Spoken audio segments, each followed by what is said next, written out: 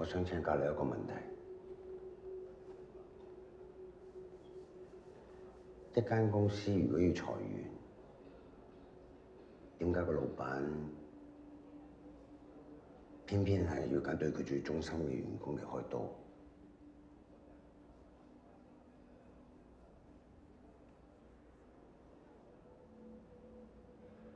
唔表態忠心嘅人，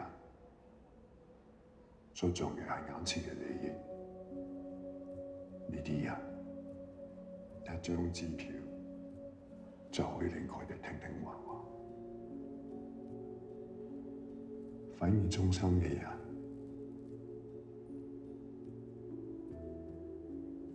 你永遠都唔會知道佢哋真正想要乜嘢。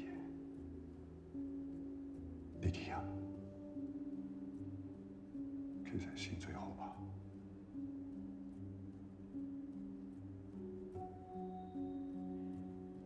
咁喺你眼中，你哥哥李文迪係咪一個忠心嘅人？